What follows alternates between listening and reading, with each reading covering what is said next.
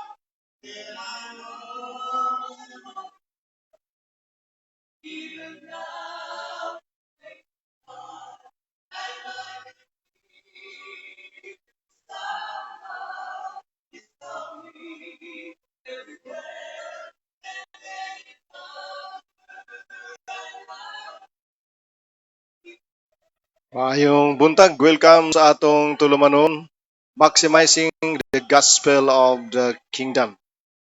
Sa ngalan ni Dr. Mike Nis sa DXXM 97.7 FM, ug Technical Department DG Gaga, ug ang AKMGC Bunawan malipayong mo tunol sa atong mainitong pagbati ug pagpangumusta sa tanan natong mga suking tigpaminaw sa DXXM ay man sa atong mga FB viewers sa Luzon, Visayas ug Mindanao ug sa nagalain-laing mga dapit nasod sa tibuok kalibutan. Good morning. Adlaw karon nga Martes, maigsuon May 27, 2021. Ug doon na tayo maayong panahon karon.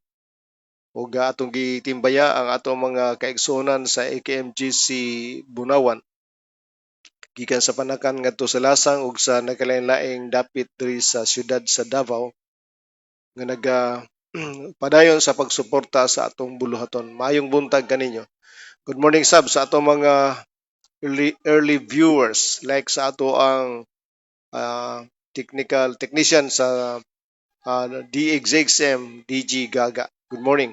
Good morning sab kay Dina Jimenez Abdullah watching from Manila. Oy, thank you for watching, Dina. At magandang umaga rin naman sa ating mga pastors sa Metro Manila at sa Mega Manila. Ibig sabihin sa mga provinces na nakapaligid sa Metro Manila. Maging sa ating mga kapatiran no, sa Metro Manila. Magandang umaga po sa inyong lahat. Pagpalainawa tayo ng Panginoon. At maging sa ating mga kapatiran sa iba't ibang dako ng mundo, daigdig, iba't ibang bansa. Good morning sa inyong lahat. Sa ating mga atong maigsuon diri sa may panakan ngadto sa Lasang, sama kanila ni Jafet Punto and family, Julito Gonzani and family, Amancio Lanos and family, ug tanan nga pamilya diri sa may Budbud no, sa Bilenson family, o mayingon man sa Salwaga family, Digamo family, o mayingon man usab sa Audan family, Masumpad family, Jano family, Magkidong family, o mayingon man usab sa Manatad family, Ligaray family, Sabay family of course, ato masilingan din ni Cobio family, Ispihon family, o ato mga igsoong mga Baptist of Foursquare no. Good morning sa inyong tanan. Dalay ko ng Diyos sa walay katapusan. At good morning sab kay Pastor Danny Pilicano diha sa may San Luis Bagyapon. Dan, ang Diyos magapanalangin. At kumusta sab sa ato mga igsoon diri sa may kilometer 23, 24, 25 no? ug diya sa may ilang ang Bata family ug Hoover family sa Kuwait ug si Nining ug si Disa Perez sa Cyprus, Kling diya sa Kuwait, UAE diya si Nerly Magnugilan, mayngon man usab sakay kining Wilmar Mamusog sa Middle East. Nako ka hinumdum ka sa repita. Basta good morning, padayong salamat sa padayong pagsunod sa atong tulumanon. At good morning sab sa ato ang mga leaders sa United Pentecostal Church. Pastor Rio Bandoy sa Southern Mindanao District with our District Secretary Pastor Celso Agbunis, Presbyters of Section 1 to 6, Pastor Mario Magno Julius Abad, Pastor Alex Marquez, and Pastor Rick Villamor, Pastor Henry Sasing, and Pastor Shame Cabanilla. Of course, good morning sab sa tanang mga taga Davao Occidental, no? Kumusta sa inyong tanan diha? Davao del Sur, Davao del Norte, Davao de Oro na pala ngayon, at maging sa Davao Oriental. Good morning. Ug sa tanan nato mga igsoon usab, kumusta kaninyong tanan? Mga government workers, good morning sa tanan, no? Nga padayong nagatunol sa serbisyo publiko. Proteksyonan kayo kamo sa inyo atong Ginoo, tagaan kamo kusog maingon man sa inyong mga pamilya ug atong mga political leaders. Mayroon sa mga ato ang mga people in academia, very tedious ang trabaho sa mga education department. Igsoon tahasan sila sa Ginoo, pinagi sa gobyerno sa pag-umol sa mga kabataan for a brighter future of our country, our nation. Amen. Good morning dia sa PCES, Panabo Central Elementary School. First spearheaded by Ma'am Caroline Arado, if I'm not mistaken. Of course, with Sir Edgar Atwill, one of the teaching staff of PCES. Of course, my wife, Lulit Perez, Ma'am Melissa Marquez, Gayet Lurin, Kim, ug sa tanan no, and to include Ma'am Rai Opada ug ang iyahang ma'am, no, nga mother ni Ma'am Rai, si Bini Aquino, atong avid listener. Of course, we would like to greet Sir Joel Marquez of Navarro High School, Lasang, Davao City. Ug maingon man usab ang ato ang barangay captain, no, sa Bunawan proper, Ronnie Udinya, and all the barangay councilmen. Ug mga lawa magiguban ta sa inyo, ha, pinagi sa inspiring message from the Word of God. Amen. So salamat sa Dios laing privilege to serve our barangay council and our barangay Bunawan, Davao City. And good morning to Joynalyn Valerio Pariha. God bless you as all, Pastor Nick. Salamat sab. Ang Diyos magpanalangin atong tanan. Amen. Dalay ko ng Diyos.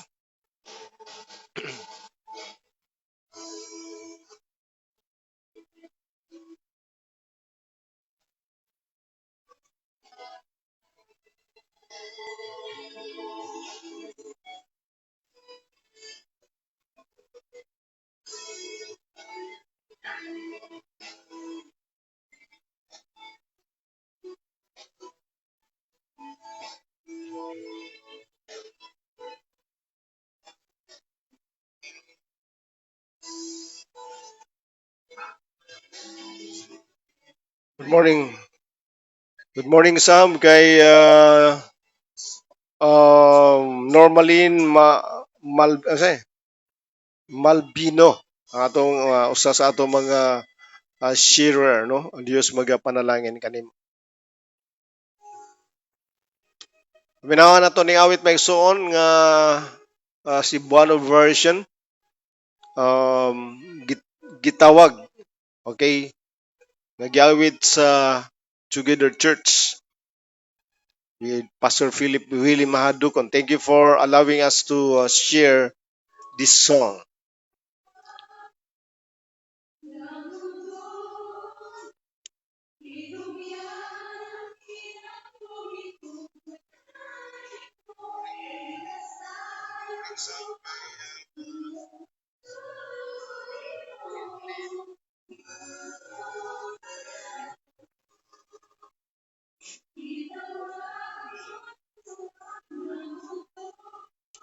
Shout out sa ato mga estudyante, no? Ang judges section, no? Sa AKMGC Theological Online class. Amen. Like Joynalyn, Gilbert, Anlin, o Rain, sa pa to? Sila si Jerain, si Ameline, the Irish, o pakibutang daw diha Joynalyn, no? Hindi na ko memorize na si Joy Tison sa Metro Manila.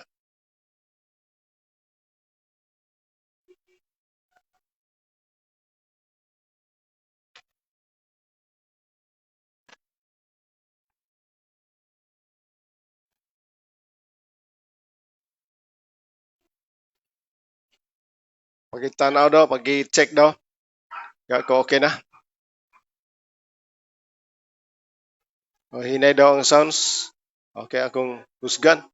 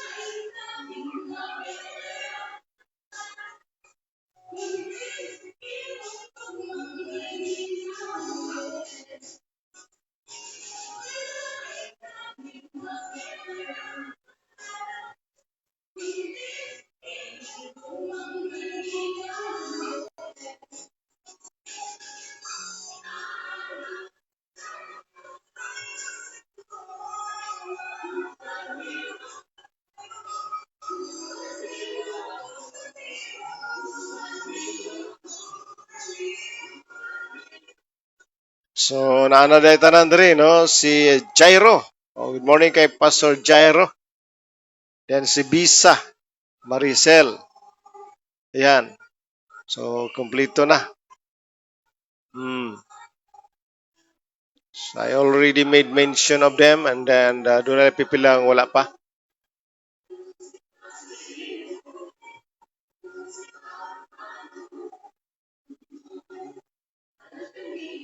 Likewise, si Angel Agnes Diay, no? Nga bago lang na uli na sa Jensen. Good morning to you, Agnes. See you on Friday sa ato ang classes sa alas 10 sa buntag.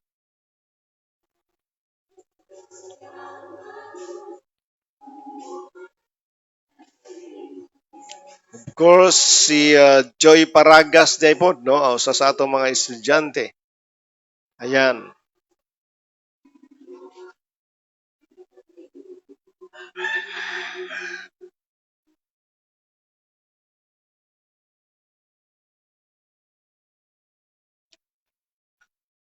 Nangawit ito paminawan, Mekson, bangon.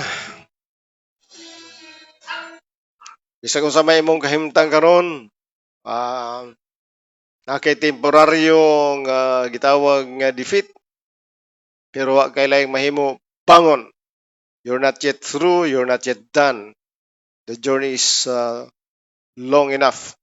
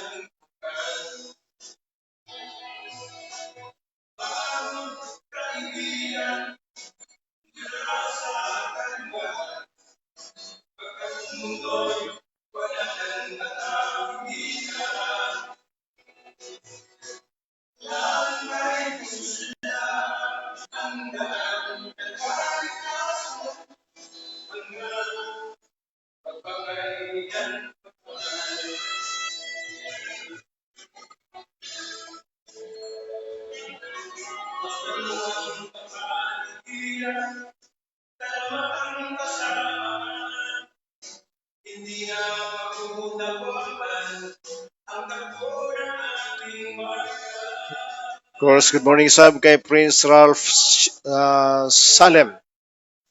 Ning ayon mo morning Pastor Nick. I'm watching here Tamayong. Okay, nanay, kusog signal ya. Good morning. Bangon, bangon, bangon, bangon, bangon.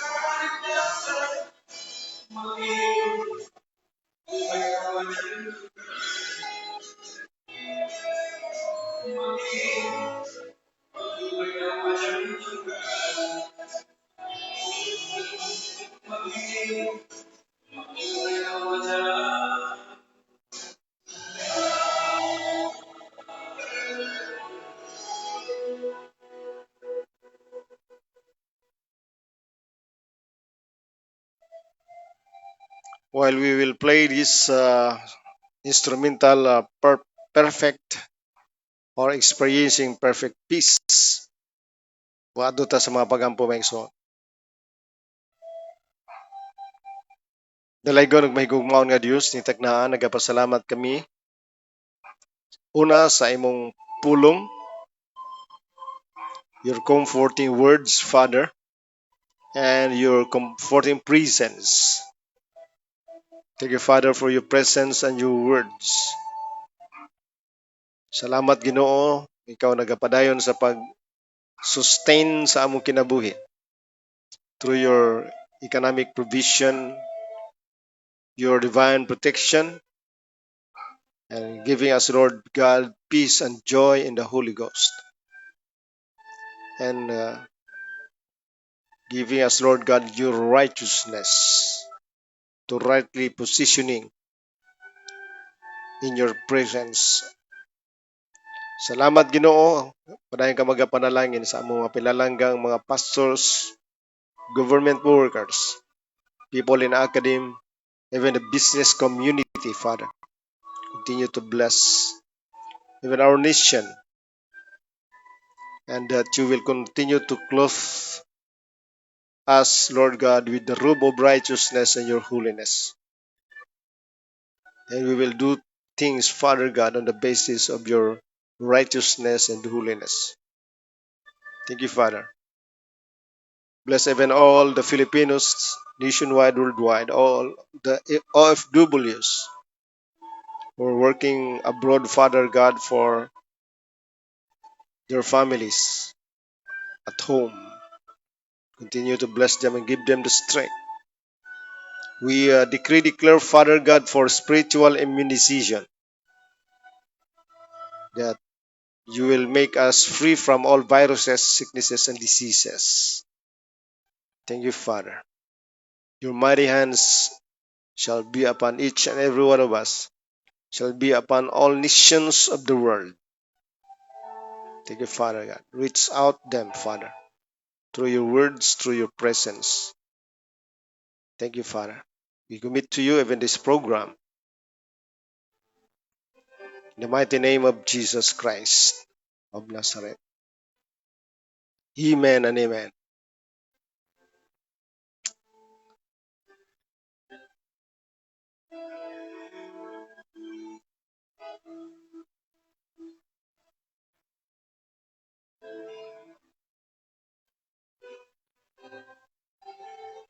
Salamat kayo, Maigsoon, sa presensya sa Ginoo. Salamat sa iyang mga pulong o uh,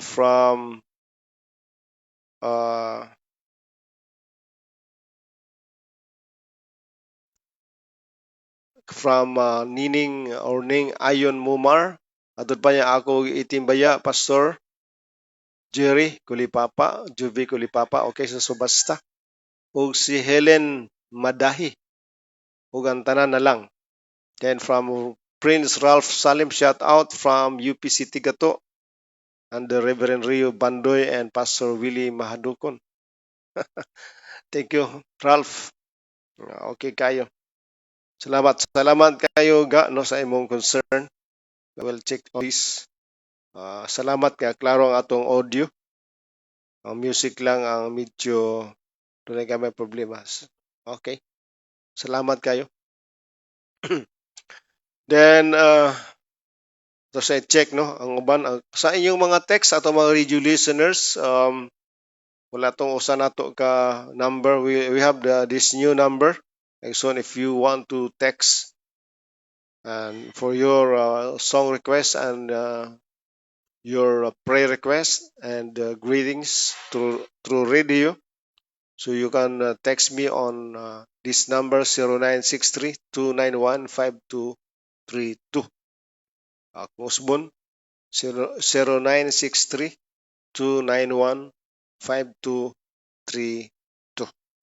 Salamat sa Ginoo. Ang Diyos padayon nga magapanalangin kanato. Amen. Talay ko ng Diyos sa wala gyoy katapusan. Yeah. Thank you. We'll address on this. Salamat sa inyong concern. Ang atong music dili gyud kaayo siya klaro, but thank you nga at least ang ato ang vocals very clear. Now, moadto ta sa ato ang pagtuon maigsoon sa subject understanding your place in the kingdom. Now, tanaw na to maigsoon ang Matthew 6:33 or 33 rather. Matod pa niya, but seek first His kingdom and His righteousness, and all these things will be given to you as well. Okay? Apan mauunahan ninyo pagpangita ang gingharian ug ang pagamatarong gikan sa Dios ug tanan kining mga butanga igahatag kaninyo. Now,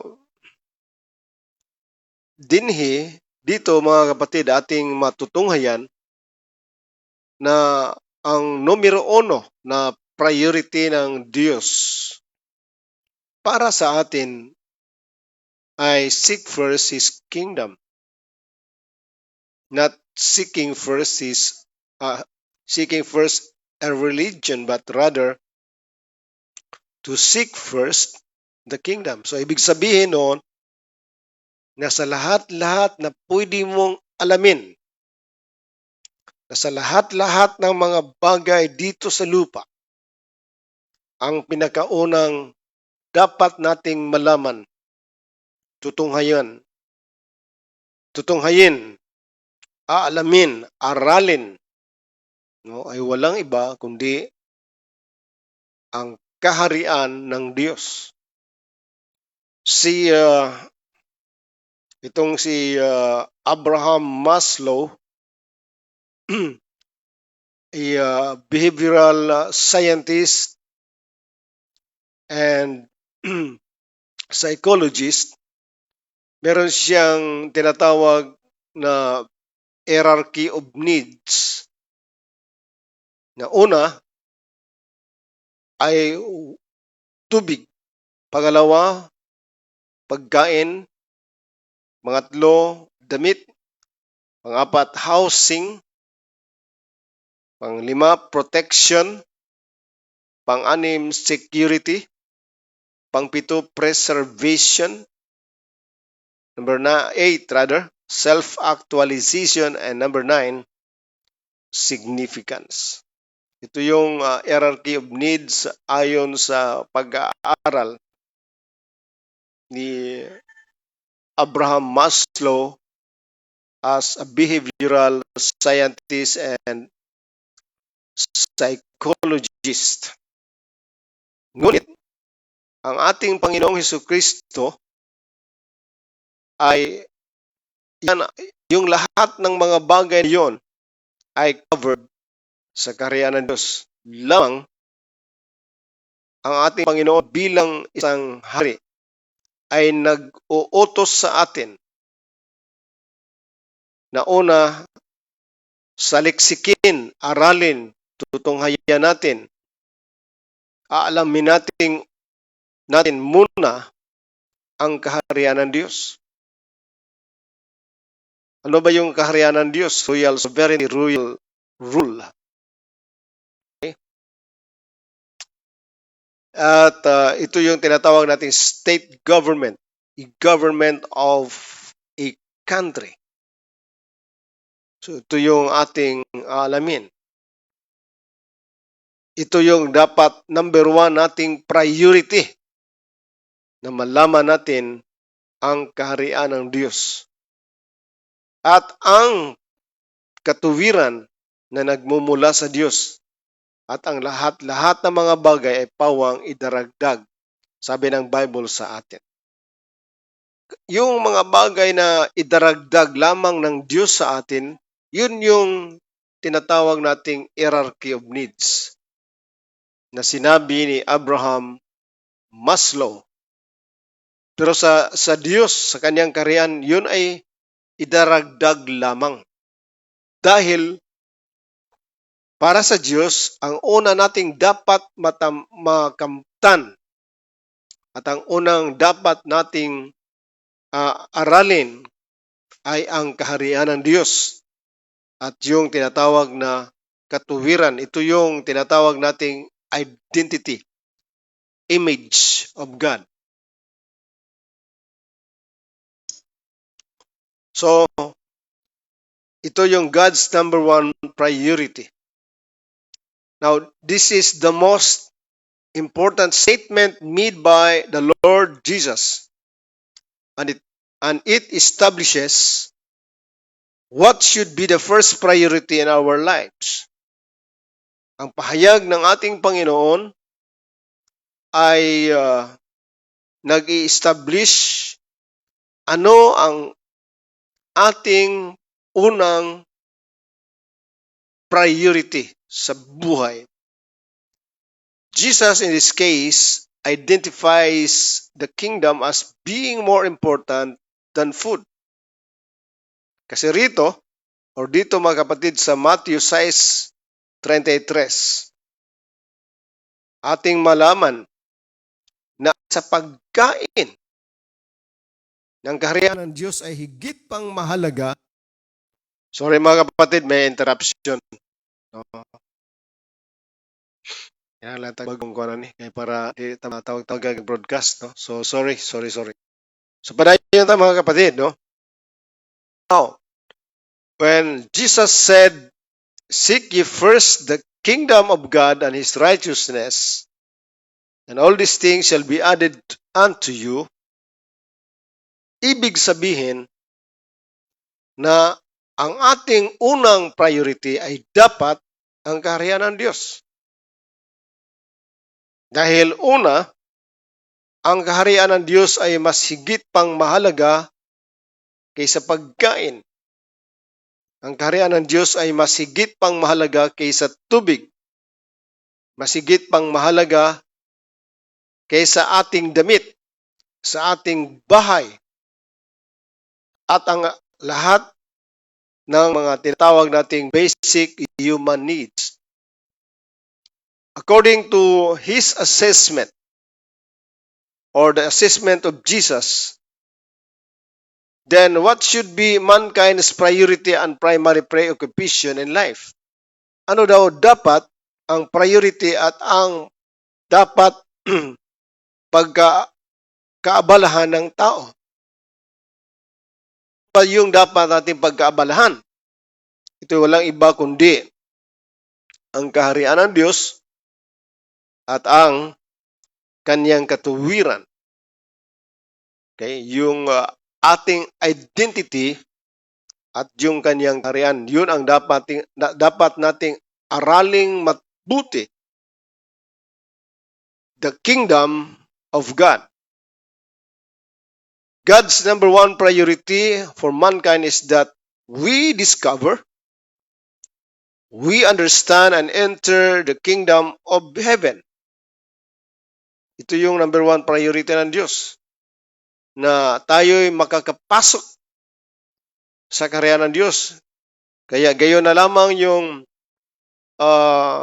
sagot ng ating Panginoong Hesukristo kay Nicodemos nung siya'y nagtanong sa ating Panginoon. Una, sinabi niya, bilang sagot kay Nicodemos, sinabi ng ating Panginoon, sabihin ko sa iyo, maliban na ang tao'y maipanganak muli, ay hindi siya makakita sa kaharian ng Diyos.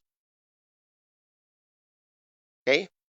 At hindi yun naintindihan ni Nicodemos, kaya siya ay napatanong, paano ba daw ang tao na makakapasok sa, paano ba raw ang tao na maipanganak muli, siya ba'y papasok muli sa sinapupunan ng kanyang ina at maipanganak? Kasi bilang religious leader, he had a difficulty to understand the things of the government, especially the government of a country called heaven, the kingdom of heaven. Masyadong malayo. Siya nga'y tinatawag na rabbi, di siya basta-bastang magtuturo. Ngunit talagang hindi niya naiintindihan, mga kapatid, yung mga bagay hinggil sa kaharian ng Diyos. Kaya tayo hindi nagtataka na kung bakit maraming didma rito sa ating pangangaral ng kaharian ng Diyos dahil para sa kanila ito'y strange na bagay dahil yung nakasanayan na ng marami ay yung hinggil sa relihiyon, mga rituals, yung mga tinatawag nating traditions, no? Traditional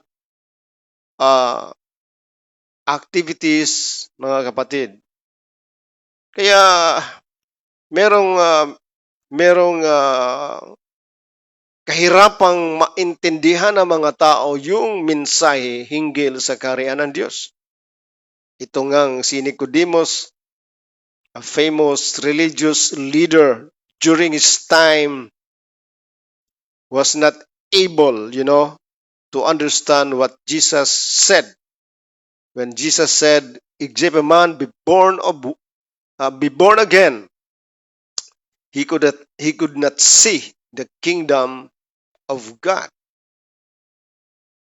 At siya pa ay napatanong. Sabi niya, paano ba na ang tao ay maipanganak muli? Siya ba ay papasok sa sinapupunan ng kanyang ina at siya ay maipanganak? Sabi naman ng ating Panginoon, sabihin ko sa iyo.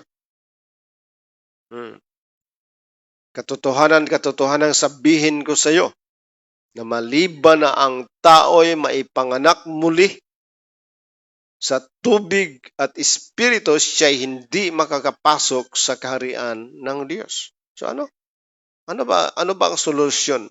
Ano ba ang dapat na matanggap at makamtan ng tao?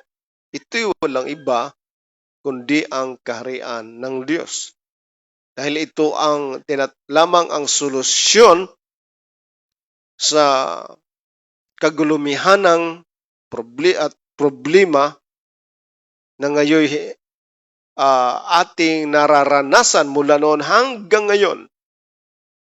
There is only one solution to the problem, that is the kingdom of God. So, to reiterate, God's number one priority for mankind is that we will discover, understand, and enter the kingdom of heaven. It is this priority that motivated us to continue searching and studying, knowing more about the kingdom. The priority of all human beings is concealed in the words, seek first the kingdom of God and His righteousness, and everything you need for life will be added to you.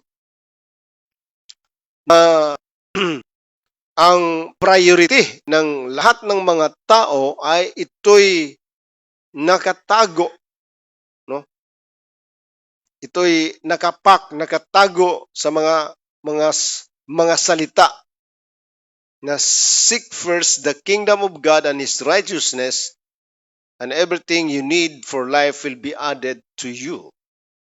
So kumbaga, itong kingdom, no? Tulad baga ng isang app or icon.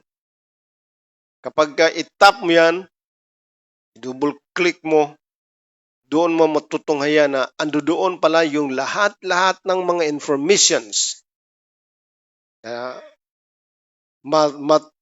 Matagal nang hindi natin nakikita. Kasi doon siya nakatago yung lahat-lahat ng tinatawag na priority ng tao doon sa mga salitang seek first the kingdom of God and His righteousness, and everything you need for life will be added to you. Now, this declaration by Jesus also suggested that there must be something about the kingdom that all of mankind has missed and misunderstood. Itong deklarasyon ng ating Panginoon ay nag-suggest na mayroong bagay na napaloob sa kaharian ng Diyos na hindi nakikita at hindi na uunawaan ng tao. Kumbaga sa Bisaya, atong gilaktawan, ato lang gi-airan, wa nato tagda. Dahil yung bagay na hindi mo naintindihan, hindi mo yan papansinin. Pero subukan mong aralin. I tell you na hindi mo siya pwedeng ipapalit sa relihiyon. Dahil ang religion is only offering a momentary relief. But the kingdom of God will give us an eternal relief. Okay? So if everything we pursue and strive for to live and survive are found in the kingdom, then we have been misguided and perhaps have imposed on ourselves unnecessary hardship, stress, and frustration. Nga kung atin palang nalaman at nasumpungan at na intindihan ang mga bagay na nasa loob ng kaharian. So, ibig sabihin noon, dahil sa religion, we were all misguided and we imposed on ourselves unnecessary hardships. Pinahihirapan lang natin ang ating sarili dahil sa pamamagitan ng religion. Dahil ang religion ay nagdudulot ng hardship, stress, and frustrations. Binanggitan natin yan. Inaralan natin yan nung nakaraan. Sa Matthew 6:25, that the masterpiece of religion is worry. Palaging nag-worry. So, therefore, the Bible said in Matthew 6:34, don't worry about tomorrow, for tomorrow will worry about itself. Each day has enough trouble of its own. Kung sa ayaw na kamo pagkabalaka mahitungod sa ugma, ang ugma may kabalaka sa iyang ugalingon. Igo na alang sa adlaw ang iyang ugalingon kalibog. So, hayaan mo. Ang araw na malilito. Huwag ka lang malilito. Diba? Now, so ano ang priority? So God's priority assignment for mankind. No? Ang priority ng Diyos para sa sangkatauhan ay hanapin, aalamin, saliksikin, aaralin ang kaharian ng Diyos. Kailangan malaman natin ang kaharian talaga ng Diyos. So, our first instruction from Jesus, ano yun? Is to seek. Okay? This means to pursue, to study and to explore, understand, learn and consider, to think about, to ponder. So, ang ibig sabihin ng seek ay susundan mo,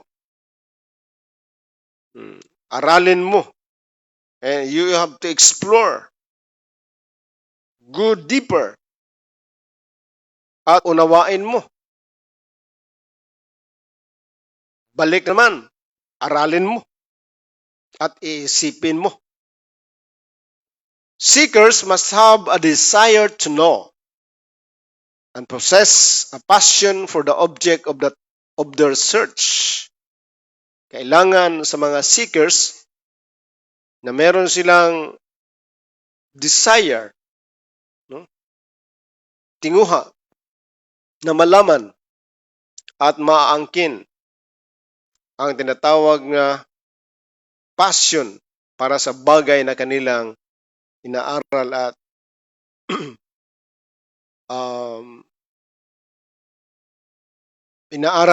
tinutunghayan. To seek means to give diligent dedication to and to preoccupy oneself with that which one is seeking. Ibig sabihin ng seek is to give diligent dedication. So, kailangang bigyan natin ng tinatawag sa Bisaya, pagkamakugihon. No? Kasipagan, masipag nating aralin. Na kung may mga bagay-bagay man, mga kapatid, kailangan hindi siya magiging hadlang sa ating panahon upang malaman ang lahat-lahat ng mga bagay tungkol sa kaharian ng Diyos. You will only appreciate the subject if you search, research, to learn, to know more about the subject. So the kingdom must be pursued, studied, understood, and learned. So ang kaharian ng Diyos, kailangan ating susundan, ating pag-aralan at unawain at ating maiintindihan. Pangalawa,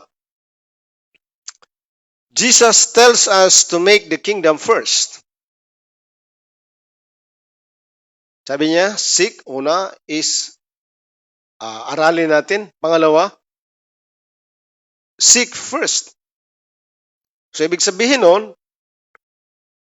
that we will make the kingdom as our first and top priority. Wala nang iba. In other words, the kingdom must be our top priority. The principal thing to place before all others as most important. Kung merong mang mahalaga, kung merong mang mahalaga sa ating buhay, ay wala nang iba kundi ang kaharian ng Diyos. Dahil kung kaharian ng Diyos, that is everything. That is all you need. Kaharian ng Diyos or kingdom. So we must place the highest value on the kingdom of God, setting it above everything as our primary focus. So, ibig sabihin nito mga kapatid, nung sinabi ng Panginoon, seek first the kingdom of God, ilagay natin siya sa tinatawag the highest value. Ibig sabihin na kung meron mang mas mahal, pinakamahal, ay wala nang iba kundi ang kaharian ng Diyos. Dahil bakit?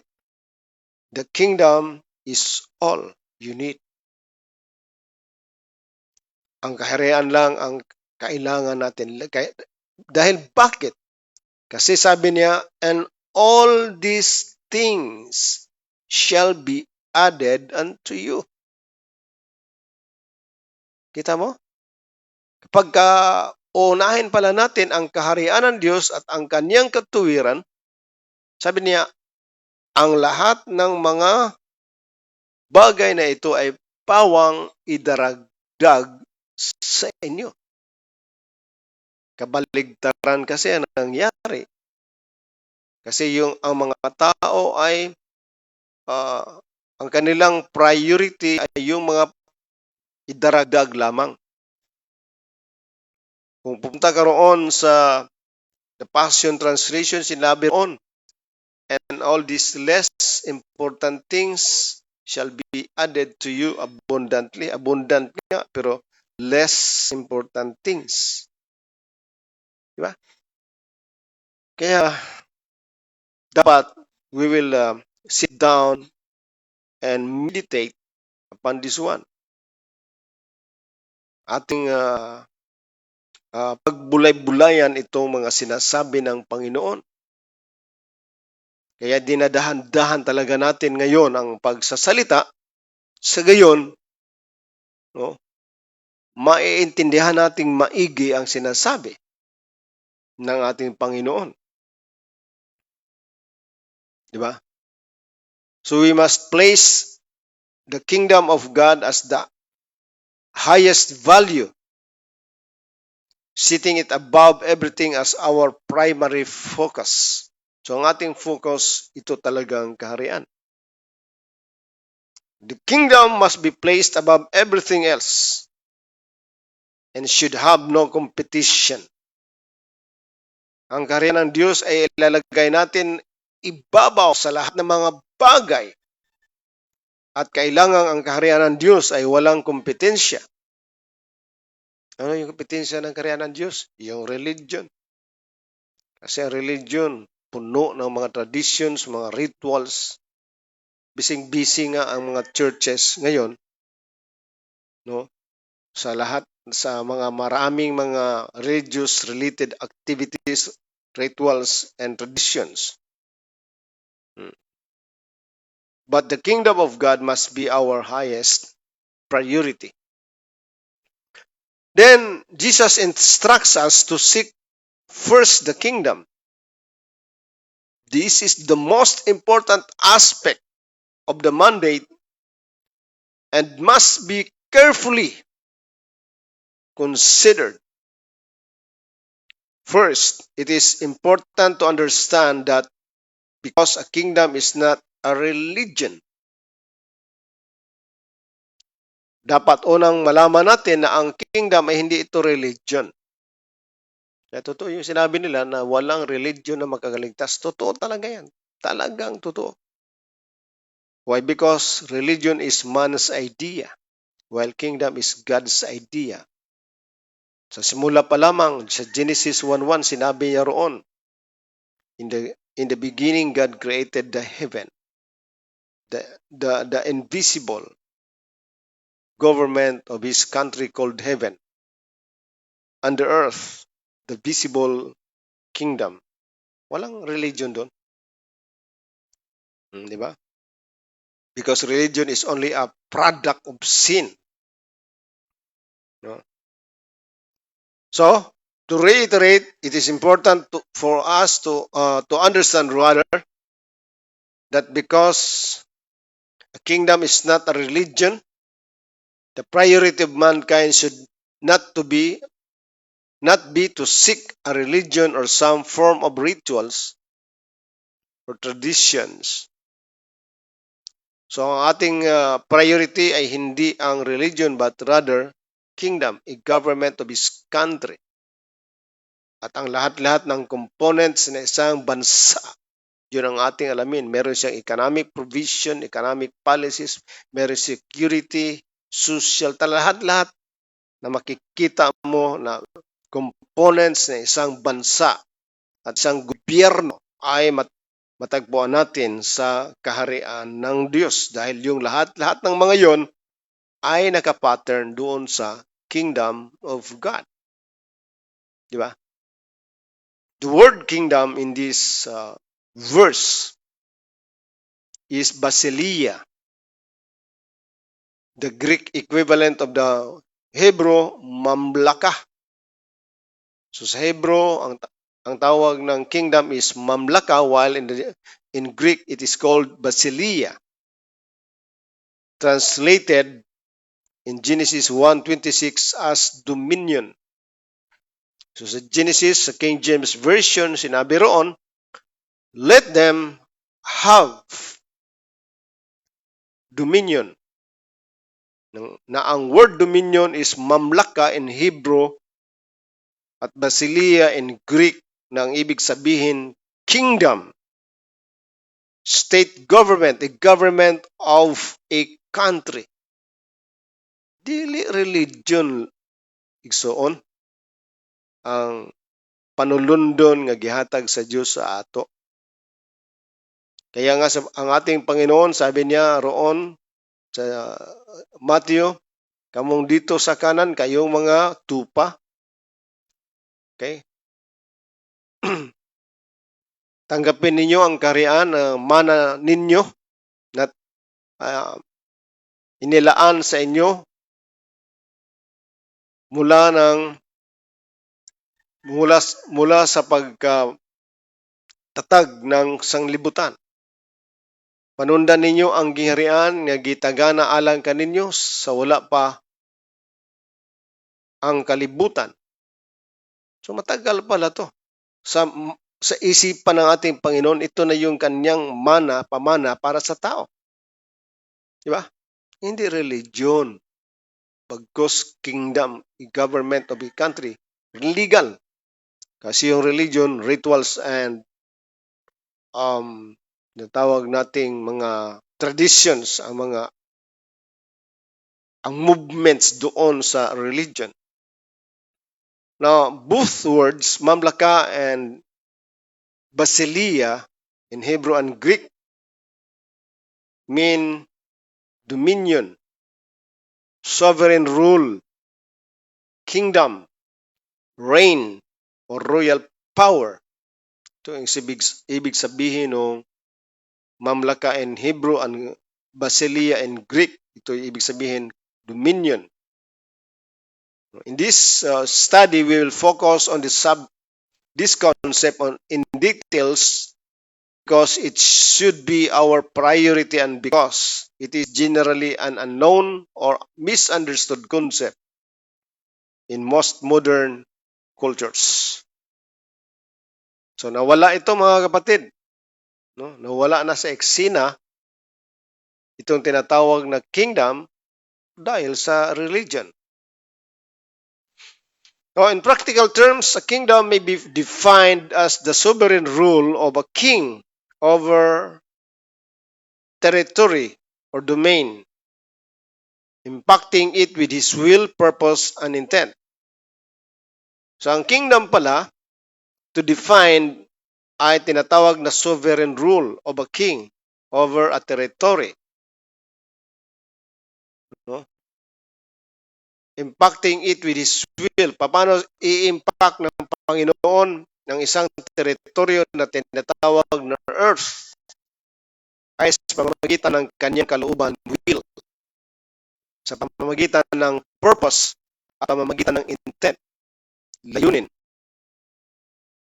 So, ang kanyang kagustuhan niya, ang Panginoon ay nagturo sa atin paano manalangin. Sabi niya, Our Father who is in heaven,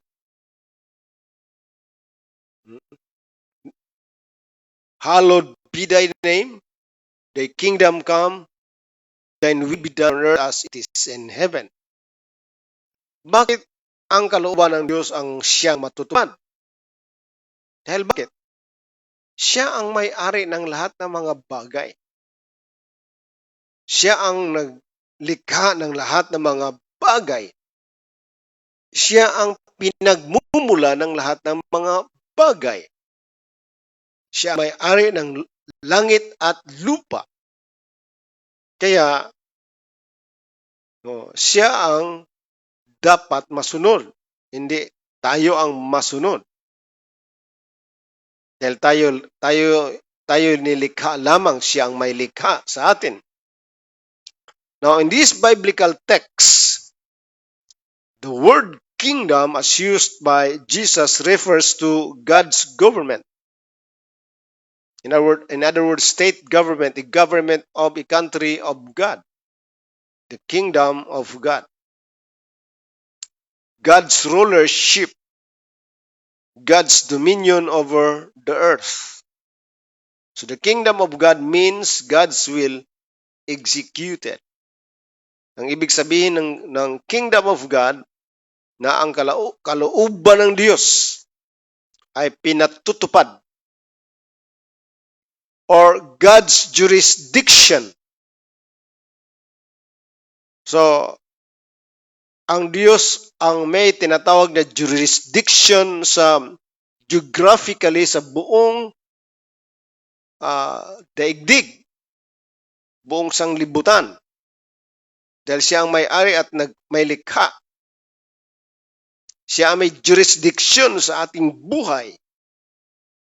Sa lahat-lahat ng ating ginagawa, iniisip, at sinasabi, ang Diyos ay may jurisdiction sa atin sa kadahilanang siya ang may likha ng langit at lupa at lahat ng mga bagay na nandirito sa lupa at maging sa tao dahil siya ang may likha at naglikha sa tao.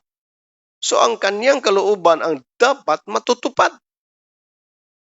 Di ba? Siya ang may jurisdiction sa lahat-lahat. Geographically, at sa lahat ng mga bagay at maging sa tao. Heaven's influence. So ang ibig sabihin ng kingdom of God is heaven's influence, na tayo ilalim sa influensya ng langit, yung imperial heaven, imperial country, no? Our home country. We are under the influence of our home country called heaven. Kung ano ang nandudoon sa kingdom of heaven, the invisible kingdom called heaven, ganun din dito sa lupa. Kaya sabi niya, thy kingdom come, then will be done on earth as it is in heaven. Doon sa langit, bawal doon. Illegal doon yung tinatawag nating matatakot. Yung takot, bawal doon. Kaya sabi niya, let not your heart be troubled. Bawal ang tinatawag na malungkot. Bawal yan. Kaya ganun din dito sa lupa. So sa pamamagitan ng mga bagay na yon, no, yung mga kalungkutan, yung takot, no, yung problema, hindi yon wala yon, illegal yon lahat sa langit. Kaya illegal din dito. Because we are a colony of heaven. Di ba? Ano sa religion? Nako sa religion. Sa religion, we are taught to keep on worrying, frightened, puno ng takot sa religion. Pananakot, di ba? Dahil hindi yun kultura ng langit, kultura yun ng religion. Dalo, palailog, no? Puros pa awa-awa effect, di ba? Naman ang religion, paluy-luoy. Trukuyaw kaya na. No? Sa kingdom, dagaya kaya yung kingdom. Mana importante, matud para sa atong presbyter siya, kinahanglan nga kita kanunay makabaton og abundant mindset. Huwag yung scarcity mindset. Sa man scarcity? Kuripot ba? Hilabihan ka kuripot. Mag-isip ka ng mga malalaking bagay sa dahan-dahan mong pagpapatupad ng mga malalaking bagay kasi nasa kingdom tayo, di ba? Yung scarcity, kuripot man ka ito. Bisag na anay gigunitan nga daghang kwarta, dagko na kay magbalay po luoy kayo, pobre gihapon mi. So dili mo match. But in the kingdom, there's no emphasis about prosperity. There's no emphasis about everything in the kingdom. The emphasis is the kingdom and righteousness lang. And everything is just but be there, no? Matatagpuan ang lahat sa kingdom. Kasi sa kingdom, hindi naman sabihin na ako dato kayo ko. Dili na. Dili na siya mo emphasis. Pero sa religion, sige gwalig prosperity. No? Ay, ang una-una manggod, I remember one of the messages that this great motivator said na yung mga pobre, mga mahirap, palaging nag-uusap hinggil sa pera. Yun namang mayaman, panay ang usap-usapan nila sa mga sasakyan, bahay, lupa, ganun. Pero yung mga wealthy people is always discussing about ideas. Why? Because the world is controlled not by money, but it is controlled by idea. Di ba? Kasi lahat ng mga bagay na nasa ating kustudiya at makikita natin ay nagsisimula yan lahat sa idea. Kaya sabi ng Diyos, okay, dito pa lang sa kanyang isipan, nakikita na niya tayo, nilikha na tayo niya. Kaya, He verbally spoke the word when He said, let us make man in our image. Then pagkatapos nun, when the word was spoken, He documented the words. and become a legal document. And within 3,600 years, nabuo yung kaniyang legal documents na tinatawag na Bible. Pero yung lahat na yon ay nagsisimula sa isip ng Panginoon. Kaya this time around, what we need to exhaust, what we need to practice is to practice, to think na kasama roon yung righteousness and holiness. Na ibig sabihin, mag-isip tayo ng mga ideas. Of course, para hindi tayo mawawala. Kailangan yung ating iniisip maging sa ating pagsasalita at maging sa ating ginagawa is on the basis of righteousness and holiness, the image of God. Because leadership in any context, whether in government, family, business, church, must be on the basis of the image of God, His righteousness and holiness, so that we will become safe. Yan. So kingdom of God means God's will executed, God's jurisdiction, heaven's influence, and God's administration. It is God administering through us. We are administering. We administer in behalf of God.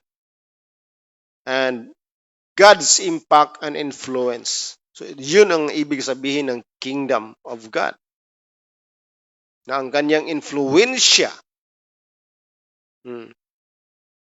Kaya kung ikay masaya, hindi nalulungkot, you are influenced by God.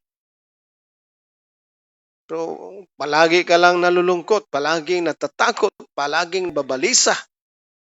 You are influenced by Satan because Satan is pleased. Matutuwa si Satanas na ikay malungkot. Matutuwa siya na ikay palaging nababalisa. Palaging natatakot. Palaging nagugulumihanan, di ba? But be influenced by God through righteousness, peace, and joy in the Holy Ghost. Dahil yung kingdom of God ay nasa iyo na. Sa pamamagitan ng righteousness, peace, and joy in the Holy Ghost. Ayan. So, naasan ba yun? Nasa ating puso. Kaya yung kaharian ng Diyos, andito na sa atin. Tayo na ang kaharian ng Diyos. Sa pamamagitan ng righteousness, peace, and joy in the Holy Ghost. So in this study, we will use the following working definition. Number one, a kingdom is the governing influence of a king over his territory, impacting it with his personal will, his personal purpose, and personal intent, producing a culture, values, morals, and lifestyle that reflect the king's desires and nature for his citizens. So unang-una, ang kaharian ng Diyos is tinatawag na governing influence of a king. So when we are in the kingdom of God, we are under the governing influence of a king over his territory. So siya dapat ang mag-influensya sa atin. No? Impacting it with his personal will. Na ang kaniyang kalooban, personal niyang kalooban, ayun ang ating tinutupad. Hindi na yung kay Satanas. No? Palagi tayong natatakot. Palagi tayong sisilos. Palagi tayong magalit kung iba'y pinagpapala. Kasi ang definition kasi natin ng pagpapala nung tayo religious pa, yung marami kang pera. Hindi, unang pagpapalang ipinagkakaloob sa atin ng Diyos, yung kanyang image, identity. righteousness and holiness. Yun yung malaking pagpapala. Walang stress doon. Then everything follows. Kasi ang religion, the way they define blessing, yung marami kang pera at malaki ang mga bahay at maraming sasakyan. So sa kingdom, the currency of the kingdom is righteousness, the image of God in us. Di ba, kapatid? Nakuha mo ba? Ganun yun. His influence, his personal will, and his personal purpose. Kasi siya lahat talaga ang dapat matutupan. Kasi siya man ay may likha sa lahat. Atong Bisayon, siya ay magbuot, dili kita ay magbuot-buot. Di ba? Ang iyang kabubuton goy matuman, kay siya goy nagbuhat sa tanan, tuburan sa tanang butang. Naghimo sa tanang butang. Kaya siya ang dapat matutupad. His will, purpose, and intent. Original intent. Producing a culture na mag-produce na tinatawag na kultura. Values. Yung pagpapahalaga ng mga bagay na sa Panginoon. Papahalagahan natin ang salita ng Diyos. Papahalagahan natin yung image ng Diyos sa atin. Yung righteousness, yung holiness. Bigyan natin ng example. Itong holy kasi, babalikin natin. Ibig sabihin nito, sa Hebrew, the greatest declaration, meaning to say of the word holy is one. So that is the greatest declaration in the Bible that God is holy or God is one. Okay? At ang Hebrew concept nitong salitang holy is integrity. Ang integrity, ibig sabihin, the thought, the word, and action as one. Bihira na lang yan ngayon. Kasi karamihan sa tao, yung kanyang iniisip, hindi yun ang kanyang sinasabi. Yung kanyang sinasabi, hindi rin yun ang kanyang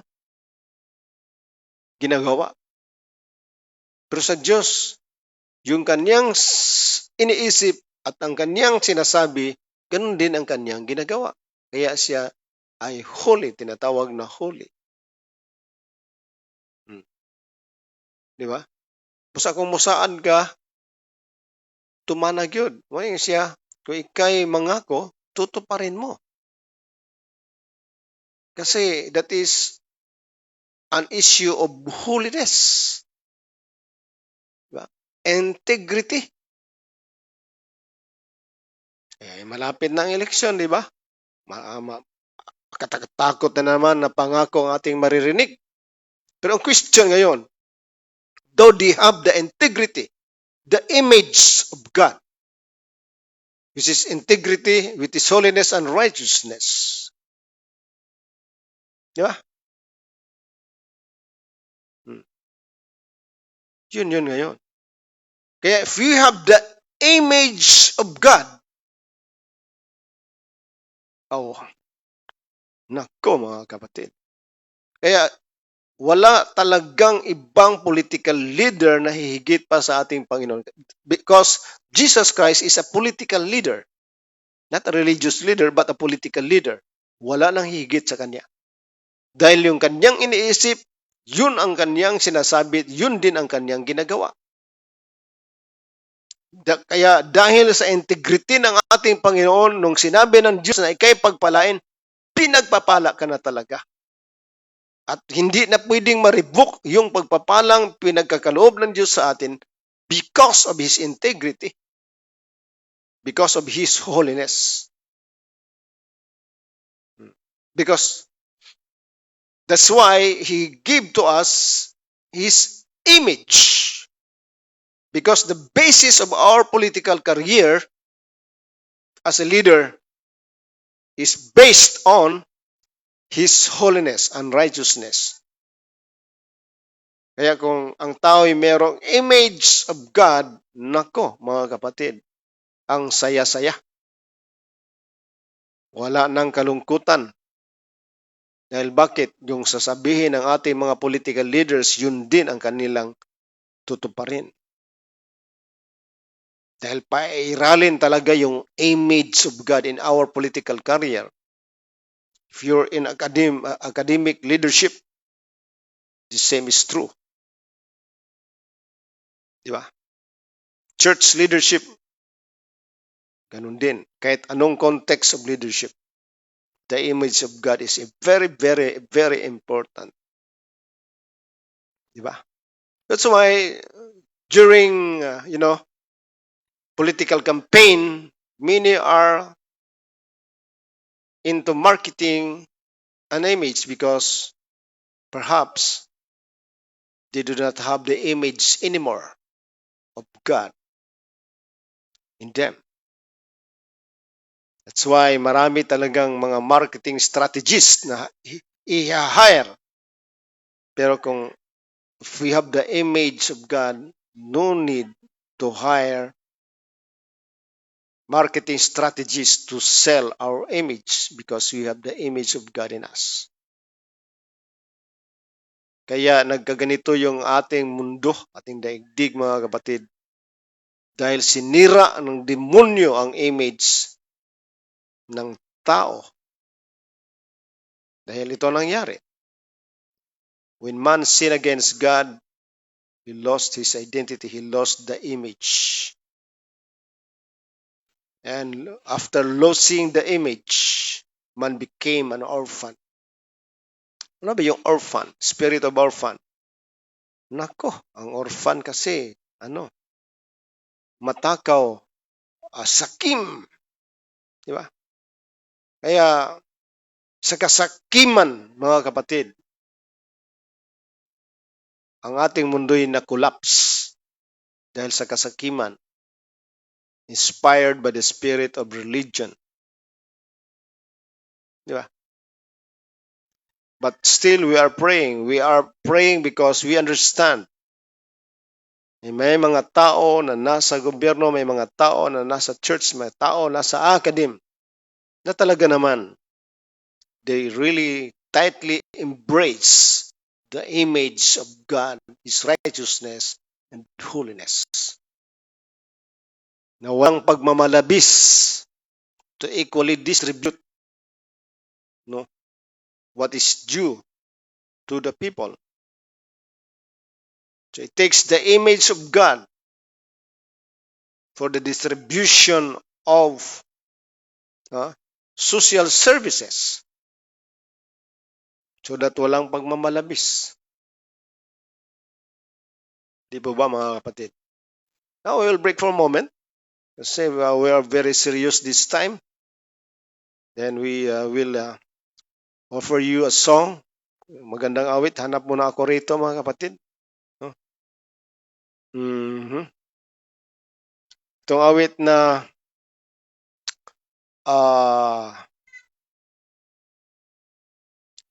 Just to Know You're There, na awit ni Glenn Villarin, mga kapatid, for a moment.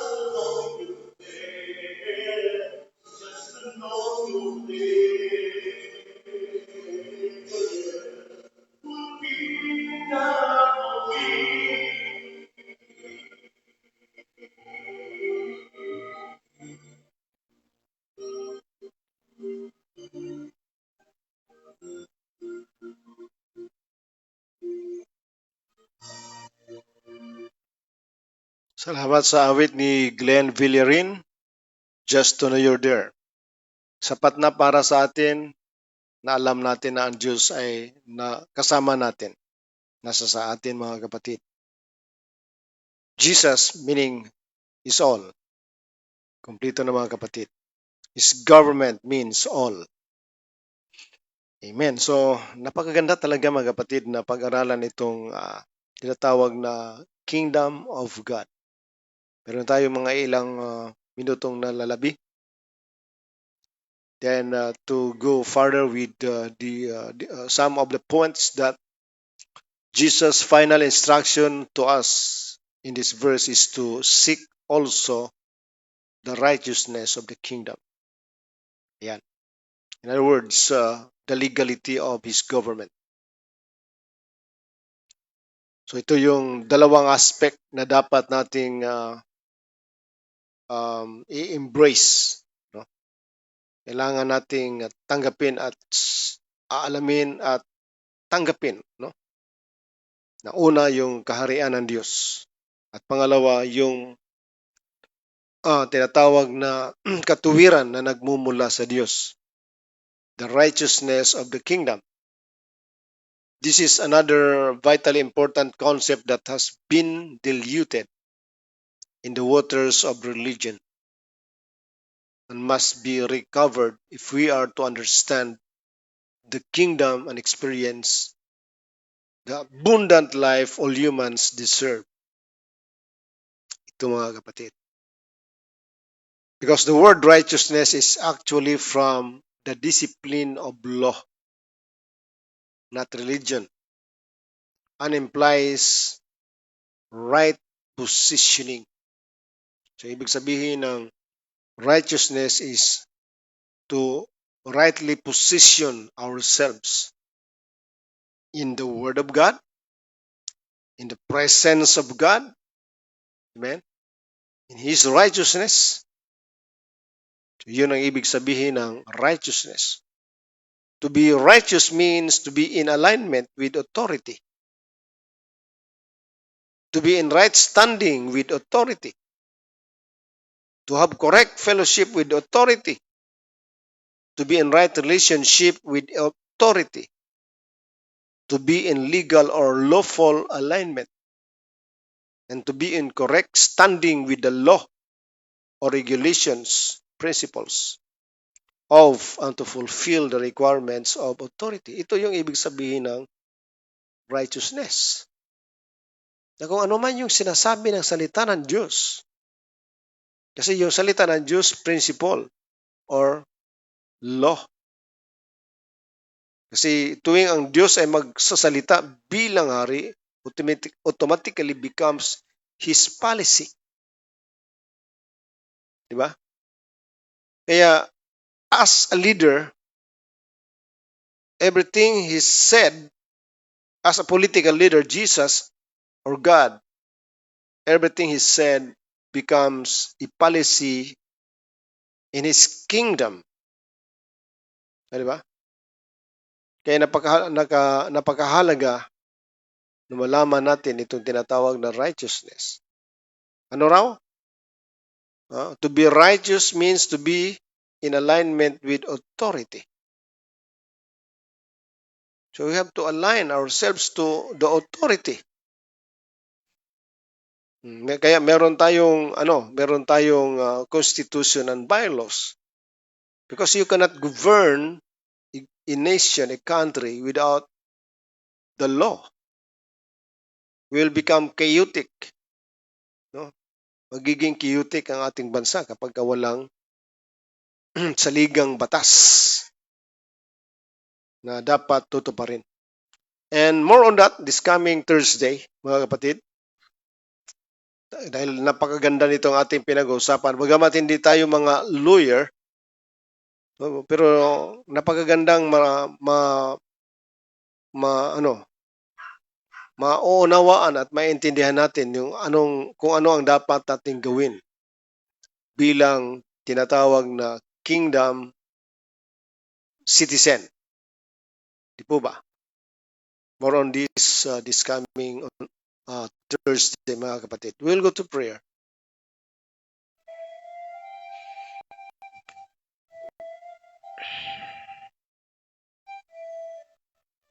In times like this, we need peace from God. Be in the context of the kingdom through righteousness, peace, and joy in the Holy Ghost. Loving Father God, we come to you today before your presence. Thank you, Father God, for your comforting words. Even though we are experiencing a temporary health crisis that affects our economic activities to sustain our country, Father. But Lord, we thank you for your love, your mercy, and your grace, which is enough. Thank you, Father, for your righteousness, peace, and joy in the Holy Ghost that gives us the assurance that we have nothing to worry because your kingdom is taking full charge of everything, Father. Dear God, we come to you before your presence once again to give you all the thanks, the praise and worship due to you. You alone are worthy to be praised, to be worshipped, to be adored, to be glorified. That your kingdom will always come, Father God, and your will be done in every family, every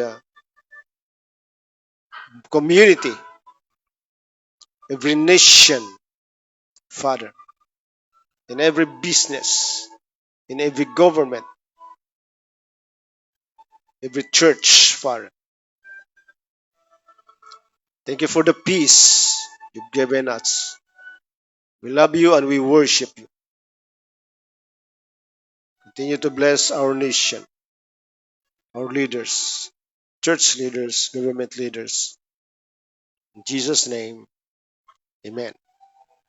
Sa ngalan ni Dr. Mike Nies sa DXXM 97.7 FM DG Gaga sa Technical Department ug ang AKMGC Bunawan Davao City. Manamili tumingon kini si Pastor Nick Perez magyon. Bye and God bless us all.